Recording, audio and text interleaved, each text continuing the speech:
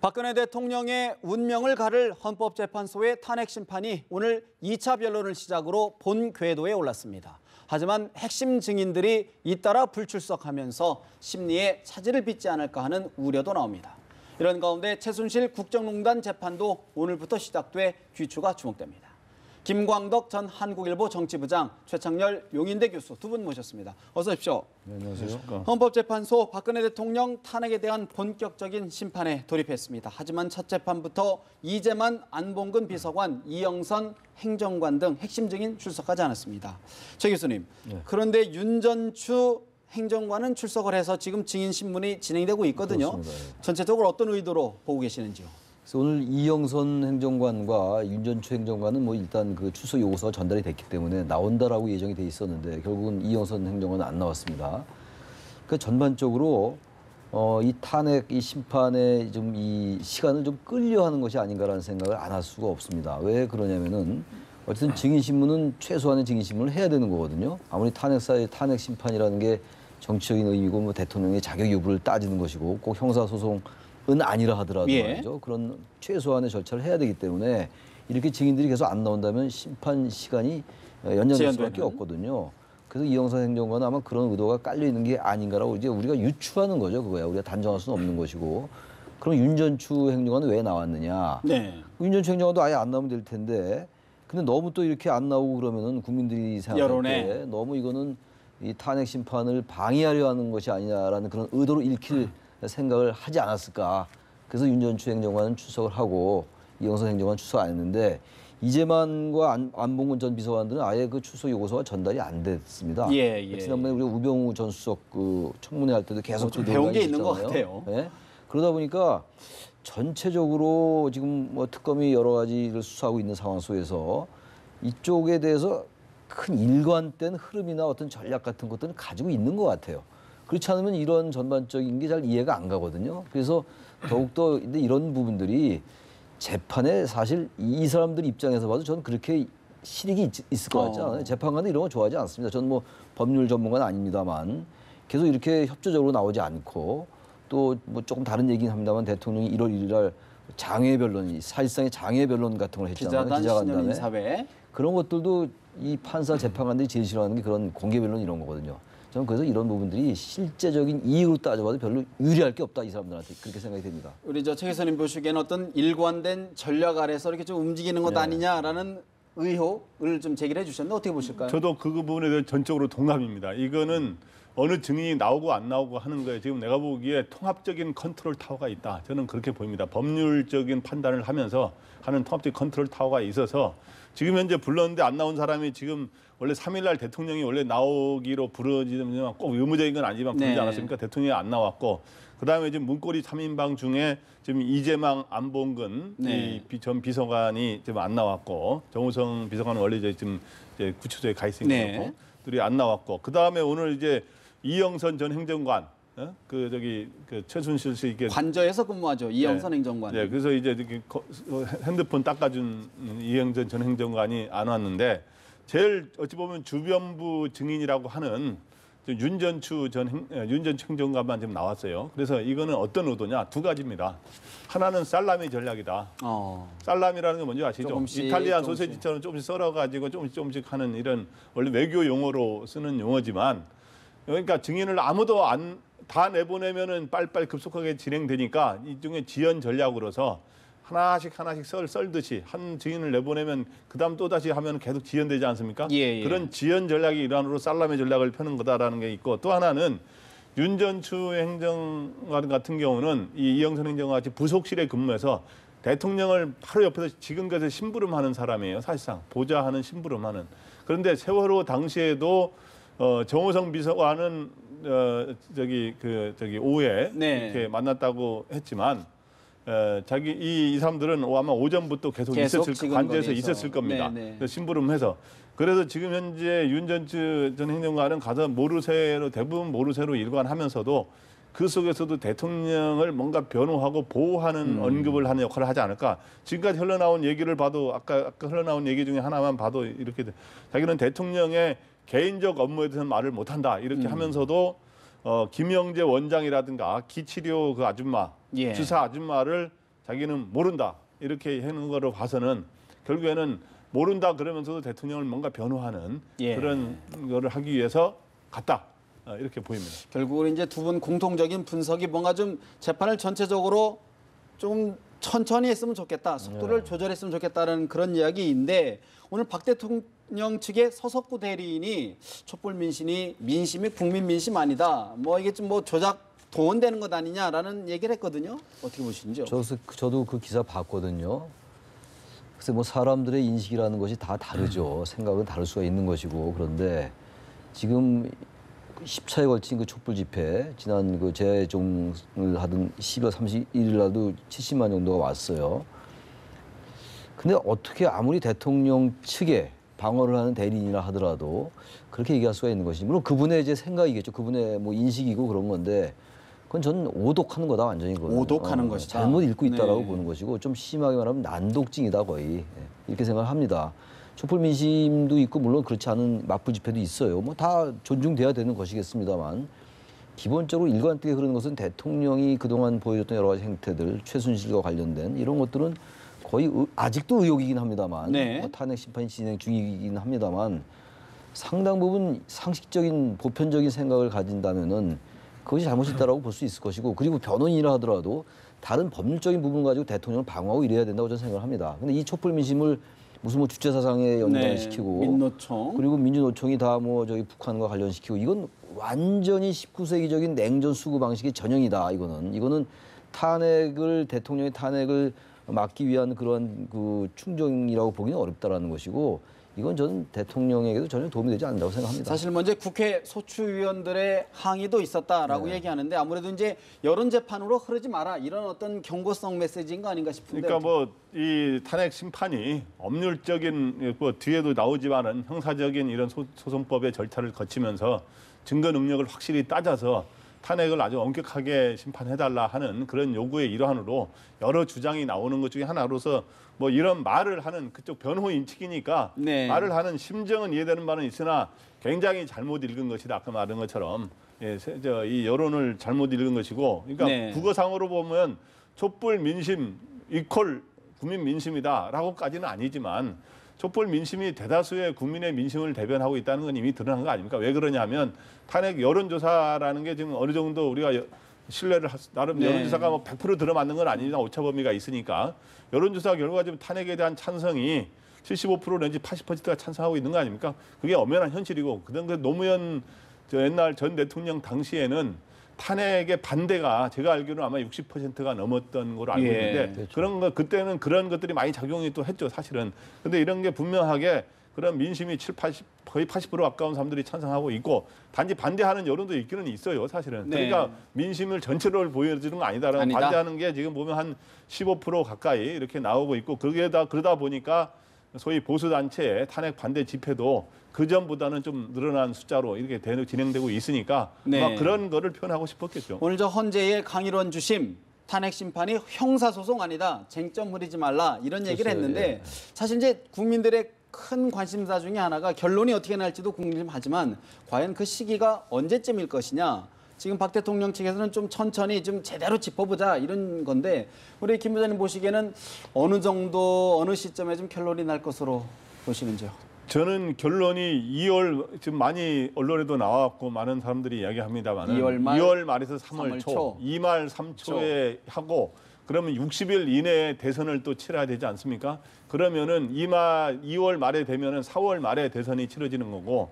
그러니까 어떻든 벚꽃은 뭐 4월 초에 핍니다만은 그러니까 벚꽃 대선까지는 아니라도 이 실록의 계절에 대선이 치러질 가능성이 높다 이렇게 보는데 근데 지금 일각에서는 지금 야권이라든가 지금 현재 이 촛불 시위를 주도한 세력 측에서는 더 빨리 해야 되는 거 아니냐. 1월 말 이야기. 그래서 야권이나 이런 데서는 아직도 부지런히 하면 1월 말에 가능한데 그렇게 해서 뭐 이미 또 결론이 뭐 분명하게 이 국민 주권을 위반하고 헌법을 위반한 게 분명히 있는데 빨리 결론내서 이 복잡한 이 국가적 이 공백 혼란, 국정의 혼란상을 빨리 해소해야 되는 거 아니냐라는 명분으로 1월 말까지 해야 된다 이렇게 하고 있는데 제가 보기에는 1월 말까지는 물리적으로 너무 빠른 감이 있고 또 이 노무현 대통령 때도 63일 걸리지 않았습니까? 그래도 이제 그때는 사유가 단순했는데 지금 몇 가지를 다 보려면 당연히 저는 그 정도는 걸린다 봅니다. 뭐 최 교수님께도 이제 같은 질문을 드리면서 또 오늘 보면 최순실, 안종범, 정호성 씨에 대한 이제 본 재판이 시작이 됐거든요. 네. 근데 이제 국민들 관심 과연 그 재판에서도 어떤 새로운 결과, 어떤 새로운 진술이 나올까 이렇게 좀 주목을 하고 있는데 전망 어떠신지요? 글쎄 그 재판에서도 이제 본격적으로 시작되는 거 아닙니까? 전 뭐 특별하게 나올 건 없다고 보고. 지금 네. 속보 자막으로도 보시면 이제 최순실 씨 글쎄요. 검찰 공소 사실을 이제 모두 부인하는 걸로 네네네. 나오고 있잖아요. 그러니까 억울하다. 공소장이라는 게 뭐 모든 것을 사실이라고 볼 수는 없는 거죠. 법률적으로는 결국 뭐 법정에서 판단이 내려지는 거긴 합니다만 지금 일관된 태도가 최순실도 그렇고 모든 사람들이 지금 뭐 모든 걸 모른다라고 하고 있는 거 아니겠어요? 그렇다면은 지금 뭐 특별히 거기 나올 건 없는 것이고 결국은 뭐 이제 국회의 소추인단이 그것을 입증해내는 수밖에 없어요. 그 이제 헌재 재판관들에게. 네. 저는 아까 그 질문에 대한 답변을 드리면 이마삼초 얘기는 다 하는 얘기 아니에요 지금? 그런데 이마삼초일 가능성이 대단히 높죠. 근데 저는 그것보다 빨리 당길 수 있을 것 같아요. 왜 그런 말씀 드리냐면 지난번에 노무현 대통령 때 2004년도에 63일 걸렸다고 했는데 물론 그때 이제 간단했죠. 사실관계가 단순했고 지금 뭐 너무나 복잡하잖아요. 근데 그때는 현직 대통령 탄핵이 헌정사상 초유였어요. 그래서 그 대통령에 대한 그 탄핵 사유를 어떻게 정리할 것인가로 시간을 많이 이제 그 기준을 이제 설정하는 거, 거기에 시간을 많이 이제 소비가 됐죠.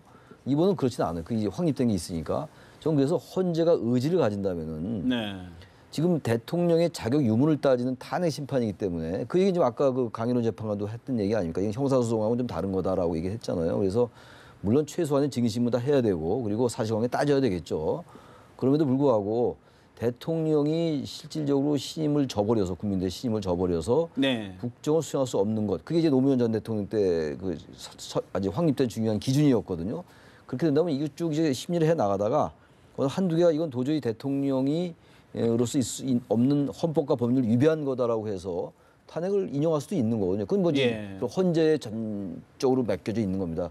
그러한 쪽으로 의지를 갖는다면 저는 생각보다 빨라질 수 있는데 아무리 그래도 1월 말은 쉽지 않긴 할 것 같아요. 시간 1월 말이야지 뭐 지금 1월 벌써 5일인데 그렇긴 합니다. 사실 이제 오늘 최순실, 안종범, 이제 정호성 씨 본 재판 최순실 씨 억울하다. 뭐 모든 혐의를 다 지금 부인하고 있는 거 아니겠습니까? 다 그렇죠. 나는 모르는 일이다. 어떤 결론이 날까요? 우리 김 부장님 전망은 어떻게 하시는지요? 아니 재판의 결과는 최순실의 국정농단이라는 게 좀 여러 가지로 드러난 거 아닙니까? 지금 뭐 매일매일 지금 언론에 보면은 뭐 오늘 아침 신문에도 보면 대통령 박근혜 대통령이 청와대 중국에 방문했을 때 청와대 연설에서 마지막은 중국말로 양국의 인문 문화교를 통해서 양국 미래를 열어가자라는 말을 해라라고 하는 게 좋지 않겠느냐 했더니 바로 그런 뭐 그게 이제 그거는 뭐 소위 키친 캐비넷으로서 뭐 의견을 들었다 이런 주장하고 변호하고 있습니다만은 국정농단과 이권 개입한 게 여러 가지 K재단, 미르재단에서 이권 개입하고 또 자기의 어떤 광고 회사라든가 이런 데서 한 게 드러난 게 한두 가지가 않지 않습니까? 네. 그렇기 때문에 저는 굉장히 엄벌에 쳐야 될 것 같고 그런 엄중한 이러한 결론이 나올 거로 보는데 지금 최순실 씨가 다른 증인들 지금 이 피고인들하고 달리 가장 강력하게 자기 혐의를 지금 부인하고 있는 그리고 억울하다 그리고 진술도 거의 안 하고 있다고 하는 거 아닙니까? 그러면서도 지금 오늘도 재판이 시작됐습니다만은 당장 이제 최순실 씨도 그렇지만 지금 정호성 비서관 같은 경우도 이제 또 이제는 뭔가 서로 협의하고 있는 거 아니냐는 말이 나올 정도로 오늘도 정호성 비서관도 태블릿 PC에 관련되는 그 기자들의 그 증인을 신청했다 그래요. 네. 계속 태블릿 PC의 획득 과정과 거기에 무슨 오염 가능성이 있지 않느냐라고 하는 거를 계속해서 그게 지금 가장 중요한 증거로 지금 채택되고 있기 반박 팩트가 될 수 있는 증거 채택돼 그거에 다음으로 많이 지금 나오고 있는 게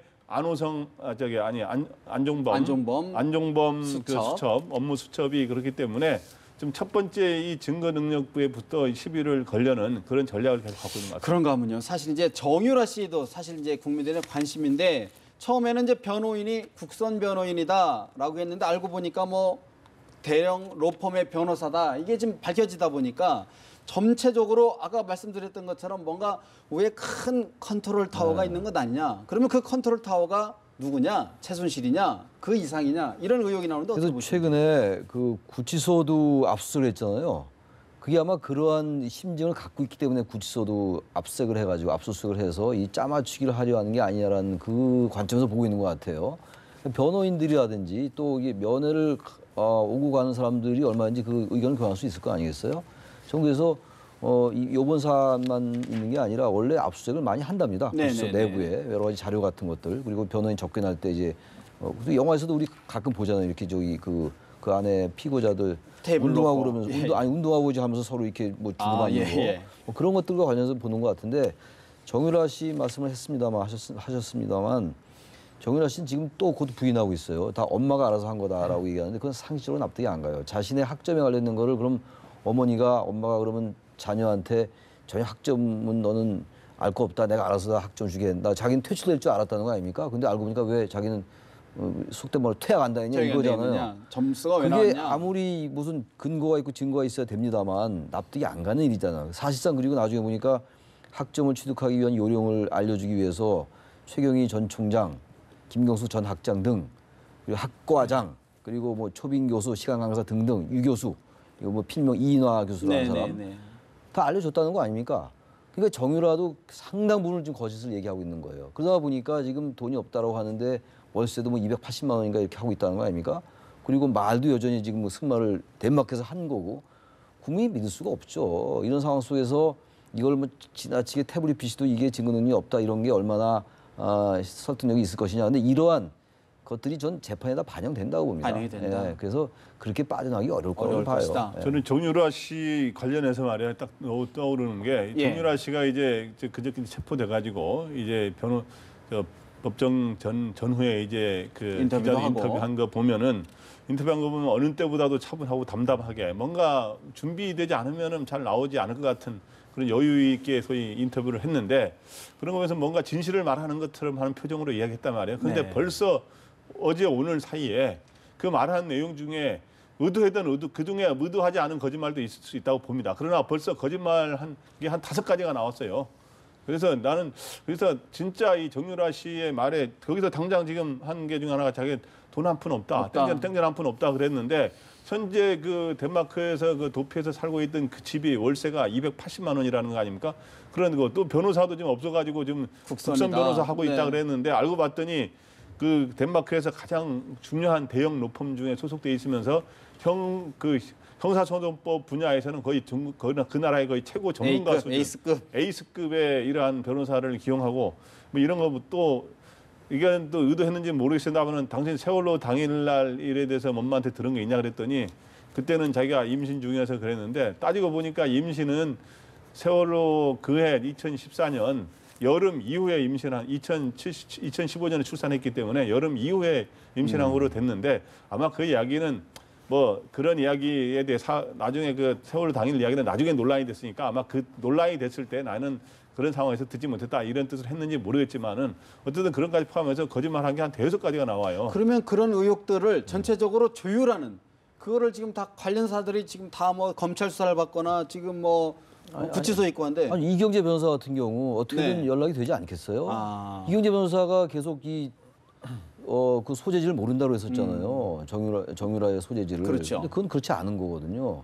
전 이경재 변호사 등등 이게 함부로 뭐 이것도 추론이에요. 그렇죠. 합리적인 의구심이 가니까 하는 말씀인데 그렇지 않고서야 이렇게 정유라 씨가 지금 우리 김 부장님 말씀처럼 아주 태연하게 이렇게 거짓말할 수가 있느냐 이런 얘기예요. 저는 그래서 이건 상당히 뭔가 전반적인 컨트롤 타워가 있다면요. 네네. 뭐 컨트롤 타워라 그래서 뭐 우리가 뭐 항상 야권에서 처음 얘기했듯이 김기춘 전 비서실장이나 우병우 전 수석이 아직도 법률 미꾸라지로서 법률 미꾸라지에서 뒤에서 다 조정하고 있는 부두목 아니냐 뭐 이런 이야기도 나오고 그랬는데 저는 그 사람들은 지금 현재 그 역할을 못 하고 있다고 보고요.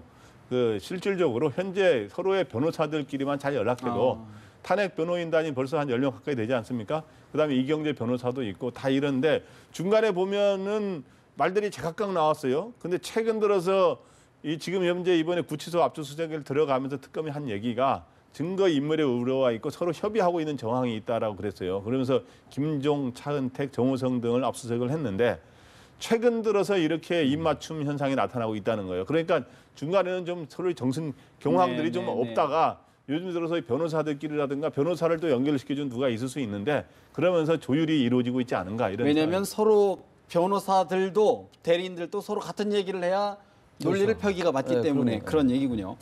자, 이제 새누리당 얘기를 좀 한번 해봐야 될 것 같은데 힘의 공백 때문일까요? 새누리당의 내홍이 말 그대로 막장 드라마로 치닫고 있는 것 아니냐.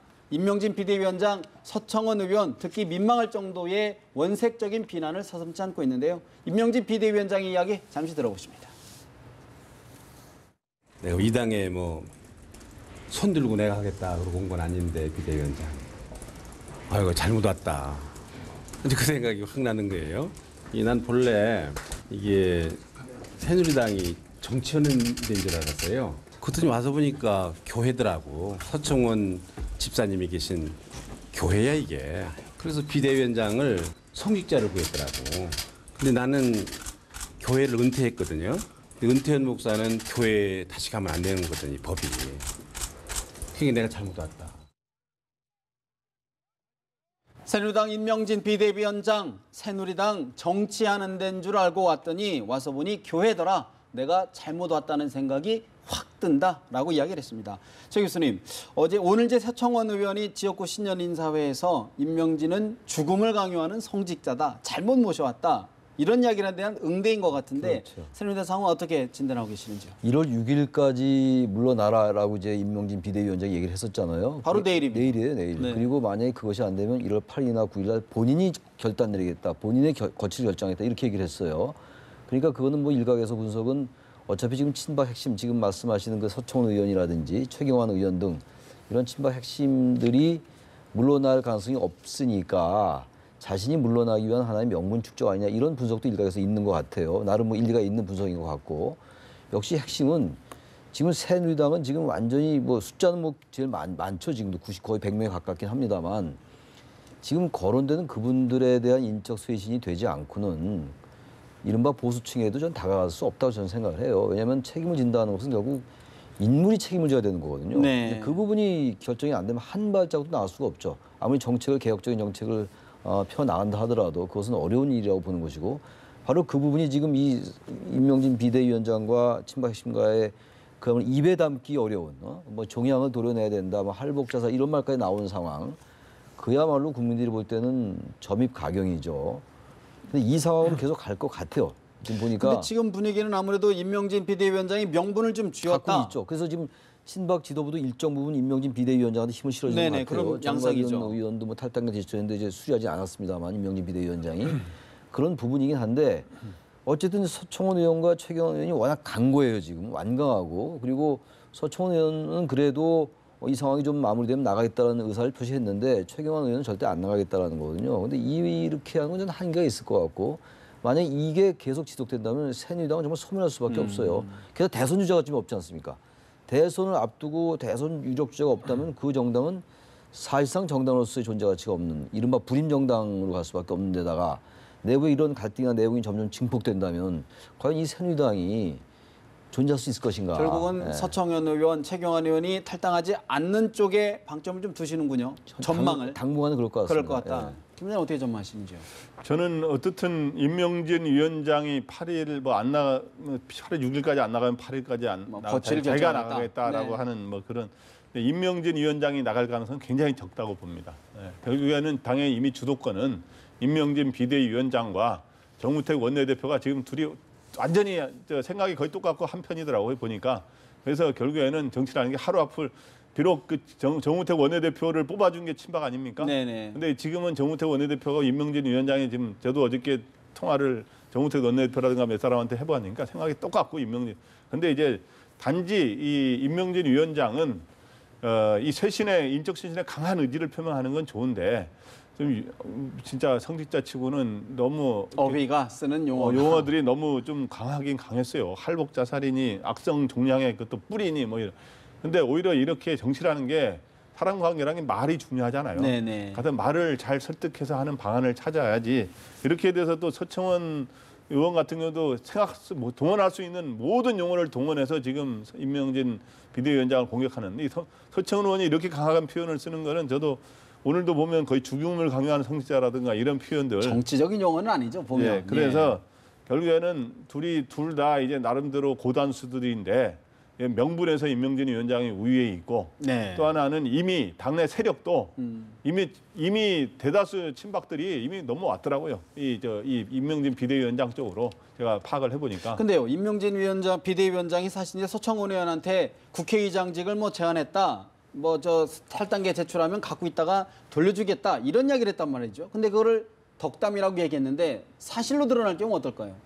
저는 그 비슷한 이야기를 해서 저는 덕담으로 사실 임명진 비대위원장이 그 국회의장을 선출할 때까지 비대위원장으로 남아 있을 가능성도 비대위원장보다 몇 달 하고 마는 거 아닙니까? 그렇게 있을 가능성도 거의 없는 데다가 그렇기 때문에 국회의장 8선으로서 국회의장 하실 분 아닙니까라는 그런 이야기를 했을 전혀 하지 않은 말을 서청원 의원이 전했을 리가 없고 이런 게 뭐 사전 미락할 수 있는 위치에 있지도 않아요. 임명진 비대위원장은 그럴 정도의 위치에 있지도 않기 때문에 대선 주자도 아니고 그래서 그런 사전 미락은 아니고요. 덕담 차원으로 오가는데 어떻든 저는 결론을 얘기하자면 굴러온 돌이 박힌 돌을 빼내는 경우는 있어도 박힌 돌이 굴러온 돌 밀어내는 경우는 또 그런 말이 없거든요. 그렇기 때문에 실질적으로 이 박힌 돌이 나가게 된다. 저는 그렇게 봅니다. 사실 뭐 이제 시한이 얼마 남지 않은 것 같습니다. 시한을 못 박았기 때문에 더욱 강하게 부딪히는 것 같습니다.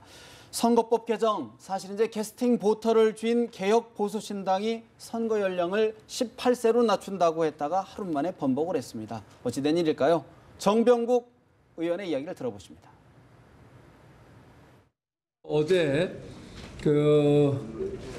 우리 창당 준비 회의 과정 속에서 그 자리에 남아 있었던 분들 사이에서 이견이 없었던 것은 18세 연령 선거권 인하 문제였습니다. 지금 우리 당에 룰 세팅이 지금 돼 있지 않은 상황 속에서 이것을 당론으로 하는 게 맞느냐 하는 문제가 있습니다. 어제 참석을 하지 못한 분들이 있기 때문에 추후 또 토론을 거쳐서 당의 입장을 정리를 하겠다 하는 부분을 자리에서 말씀을 드립니다.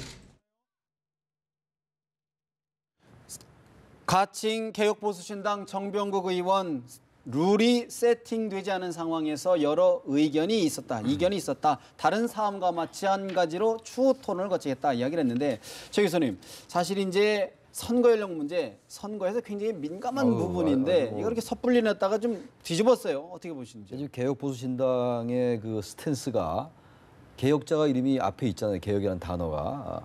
그래서 뭐 이름은 좀 바꾼다고 합니다만 당명을. 지금 선거 연령 인하 문제, 그리고 이제 공직자 비리수사처 설치 네네네. 문제, 그리고 상법 등 개정해서 이제 재벌의 소유 구조 바꾸는 문제, 거의 민주당과 거의 비슷해요. 그쪽으로 만약 간다면 그만큼 이제 개혁적으로 가겠다라는 거거든요. 근데 지금 말씀하신 그 선거 연령 인하 문제는요, 이게 선거에 직결되는 문제거든요. 물론 젊은 사람들이, 젊은 세대가 다 뭐 야성이 있거나 이른바 진보적 성향이라고 단정할 수는 없겠습니다만, 네. 분명한 것은 일반적으로 하나의 가설일 수가 있겠습니다만, 젊은 유권자들이 아무래도 야당 성향 유권자가 많다고 본다면 이 부분은 예민한 거죠. 뭔가 이제 이 전 세계적인 추세로 볼 때는 18세 연령으로 인하는 게 맞아요. 예. OECD 국가 중에서 18세 아닌 나라는 우리나라밖에 없어요. 그러니까 그쪽으로 하는 건 맞는데, 그래서 당이론적으로 그렇게 갔는데, 그래서 뭔가 개혁보수신당이지만 개혁적으로 이렇게 하려 했는데 역시 선거 의식 안 할 수가 없죠. 왜냐하면 18세 이하로 하면은 63만 명 정도가 늘어난다라는 거예요. 그럼 지난 대선 때 투표율이 75% 정도 된다면은 40만 표 정도 된다고요. 그러면 2002년도에 그 이회창 노무현 대결 때도 그랬고, 김대중하고 97년도 그때는 30몇만 차이였어요. 39만 표 차. 지금 보면은 선거 연령 하향 조정에 대한 국민 여론도 높아요. 여론 높아요. 반대 찬성인데 뭐 약간 이제 약간의 팽팽하거든요. 과거처럼 18세 말이 안 된다라는 게 아니라는 그렇죠. 거예요. 그만큼 우리 국민들의 이제 이 인식 수준도 많이 달라졌다라는 거거든요. 게다가 세계적인 추세도 그렇고, 그럼에도 불구하고 지금 아까 제가 말씀드린 그 표차가 생각보다 우리나라는 결국은 여러 가지 변수가 있습니다만 진영 논리로 갈 가능성이 높잖아요. 대선이. 그렇게 되면 실질적으로 39만 표 차로 졌고 57만 표 차로 졌거든요. 그때 2002년도 1997년도 선거 때. 따라서 이 여당이 지금 개혁보수신당이 그렇게 어떤 세계적인 추세에 맞춰서 했는데 네. 막상 이게 만만한 게 아니거든요. 지금 저 화면에 나오지 않습니까? 그렇죠. 거의 다 32, 18세 이하예요. 오스트리아는 심지어 16세네요. 예. 우리만 지금 19세란 말이에요. 네네. 그러다 보니까 다시 이제 당론을 바꾸는 것 같아요. 근데 저 부분은 결국은 이제 국회에서 법이 통과돼야 되는 부분이기 때문에 쉽게 통과되지 않을 것 같아요. 결국은 보수 투표층을 감안하지 않을 수 없다 이런 이야기인데. 네. 그래서 개혁보수신당이 아마 이게 강력하게 18세로 인하해야 된다는 남경필 지사 등이 어저께 상당히 의욕을 갖고 해서 당론으로 잠정 결정되다가 뒤집어지는 일이 벌어졌는데 결론적으로 개혁보수신당은 이걸 당론으로 채택하지 않을 거로 보입니다. 않을 것이다. 않을 거로. 못할 그래서, 것이다. 예, 그러다 보면 새누리당과 개혁보수신당이 반대하면 선거법이라는 건 룰이기 때문에 서로의 합의가 어느 정도 필요하거든요. 아무리 못해도 4분의 3 이상이 합의가 돼야 될 텐데 그렇기 때문에 이거는 이제 채택되기는 현실적으로 어렵습니다. 왜 선진국의 경우 18세로 대부분 돼가고 있습니다만은 그럼 왜 그러느냐? 이 선거표밭의 일종의 이런 걸 구조조정이라 그러는데 선거표밭의 구조조정에 따라서 승부를 완전히 갈라버리거든요. 지금 이번 선거에 승부를 가르는 선거표밭의 구조조정 대상이 두 가지가 있는데 네. 18세로 인하하게 되면 어떤 효과가 벌어지냐면 특히 고3생들이 대부분 투표하게 되잖아요. 고3생들이 투표하게 되는데 여기에 그 사람이 해당되는 인구가 한 62만인데 네. 실제로 투표에 참여하게 된 한 40만 명 이상이 투표에 참여할 거로 그렇겠죠. 예상되고 있어요. 예. 그러게 되면 어떤 일이 벌어지냐면 현재 20대 그걸 유추해서 그러면 그 표심이 어떻게 나느냐를 보려면 유추해서 보자면 현재 20대 여론조사에서 보면 문재인은 25% 이상의 지지가 나오고 있는데 반기문 총장의 최근에 그 지지율을 봤더니 3, 4%밖에 안 나오더라고요.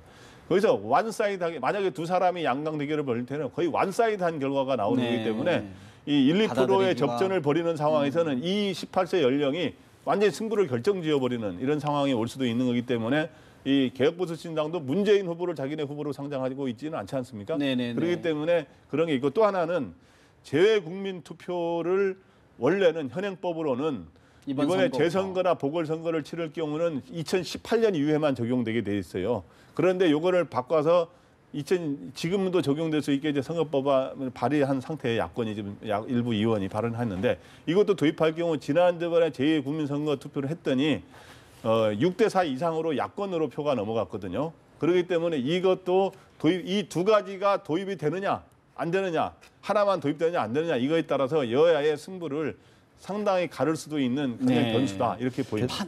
판 자체가 바뀐다. 게다가 이번에 또 이 부분이 더 민감해질 수밖에 없는 게 촛불 집회에서 나타난 게 젊은 유권자들, 젊은 세대들의 정치적 에너지를 우리가 봤잖아요. 매주 제가 봅니다만 정말 젊은 사람들 많아요.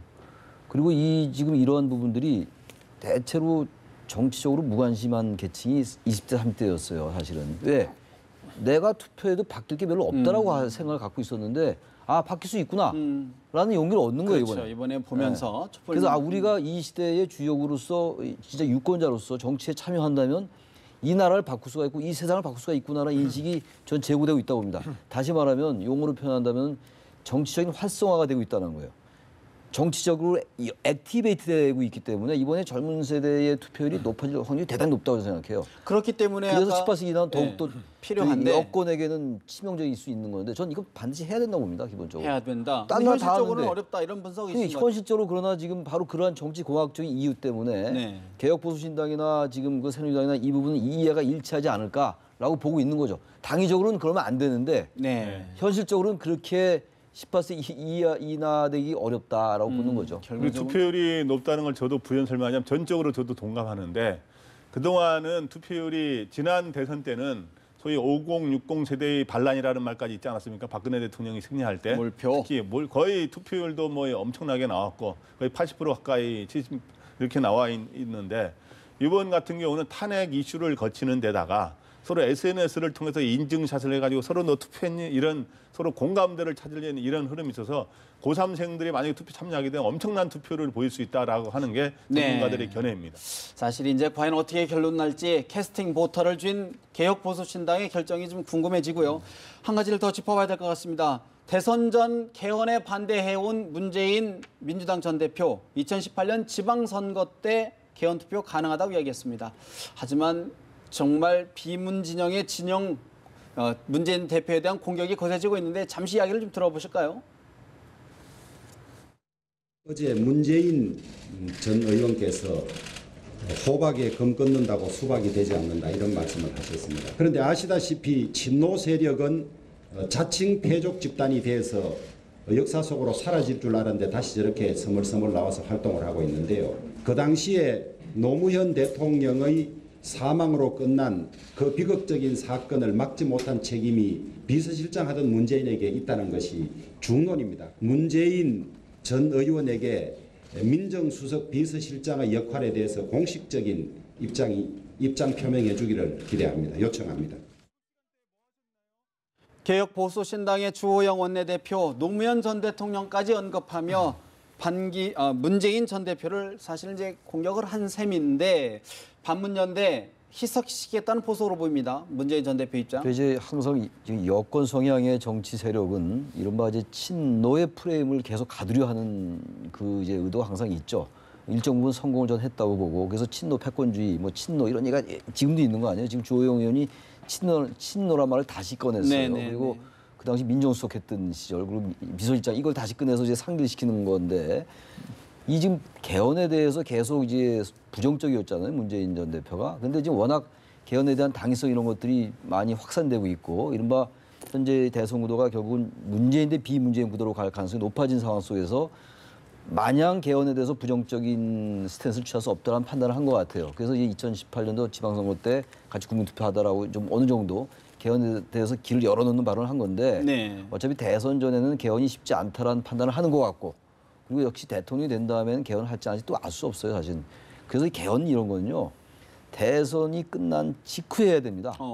그리고 지금 아까 18세 이나 얘기도 나왔습니다만, 정치적인 룰에 관련된 이른바 정치관계법은 정치적 계산이 빤히 보일 때는 그걸 고칠 수가 없어요. 예. 그래서 지금 이 발언하는 건 역시 비개헌 세력이 마치 반개혁 세력을 비치는 그런 프레임도 좀 있는 거잖아요. 지금 비문 진영이 그런 걸 지금 가둬가고 있는 거 아닙니까? 거기에 대한 하나의 방어 차원이 아니겠는가 이렇게 좀 보여집니다. 그런 측면에서 우리 김 부장님 보시기에는 과연 문재인 전 대표의 어떤 반문연대 진영 좀 이렇게 희석시키고 좀 이렇게 흐트릴 수 있을까요? 어떻게 보십니까? 그런 전략의 일환으로 이번에 소위 개헌 문제에 대해서 이런 전략을 제시한 겁니다. 그러니까 현재 이 개헌론을 놓고 개헌을 찬성하는, 개헌은 반대라는 전선으로 확실하게 규정이 되다 보면 소위 친문 세력이 나머지 비문 세력들한테 포위되는 구도가 될 수 있기 때문에 네. 그거에 대한 일종의 출구 전략으로서 2018년이 바로 내년 아닙니까? 예. 내년 지방선거 때 개헌 국민투표를 할 수 있다. 집권하자마자 1년 만에 할 수 있다는 건데, 그런데 바로 이런 출구 전략을 폈지만 다른 주자들하고 확실히 다른 게 있습니다. 근데 원래는 개헌을 하면 이 다른 주자들 같은 경우는 임기를 단축할 수 있다는 거거든요. 네네. 개헌을 해가지고 예를 들어서 임기를 2년 반이라든가 3년이라든가 2년으로 단축하겠다는 의지를 직간접적으로 표시하고 있는데, 지금 문재인 전 대표는 임기를 단축하겠다는 게 아니라 당선되자마자 개헌해가지고 4년, 그것도 4년 중에 가능성이 높다는 거 아닙니까? 그러니까 이제 당내에서 노웅래용 같은 거는 그러면은 박근혜 정권 박근혜 정권처럼 이렇게 뭐 더 집권 야욕을 부리는 거냐 이렇게 했는데, 네. 바로 문재인 전 대표는 그런 점에서 다른 주자들하고 다른 이런 건데, 어떻든 이걸 통해서 개헌을 반대하는 것보다는 낫다. 그렇게 해서 전선을 계속 친문 대 비문으로 확연하게 구분되는 걸 막는 이런 효과를 보려고 하는 좀 거죠. 아쉬운 게 하나 있다면요. 네. 개헌이 굉장히 중요하고 또 개헌에 대한 생각이 다를 수가 있잖아요. 방향이라든지 내용 이런 것들. 근데 전 참 아쉬운 것 중에 하나가, 제가 잠깐 아까 말씀드린 것의 연장인데, 네. 개헌이 어쩔 수 없이 정치공학적으로 이렇게 선거공학적, 정치공학적으로 네. 자꾸 이렇게 되는, 이거는 바람직하지 않거든요. 대단히 아쉬운. 저도 뭐 개헌을 굉장히 주장했던 사람 중에 하나고, 그런데 대선할 때 완전히 개헌 대 비개헌, 비문 대 문재인, 이거는 굉장히 바람직하지 않다. 전략적 접근을 막기 위해 정략적으로 대응하는 건 됐다. 좋지 않다. 이런 얘기. 알겠습니다. 사실 오는 12일 반기문 전 유엔 사무총장의 귀국 메시지도 과연 끌어오르는 대선 판도에 어떤 영향을 줄지 좋습니다. 주목이 되고 있습니다. 오늘 두 분 말씀 여기서 줄여야 될 것 같습니다. 최창렬 용인대 교수, 김광덕 한국일보 정치부장과 정치현안 짚어드렸습니다. 두 분 말씀 잘 들었습니다.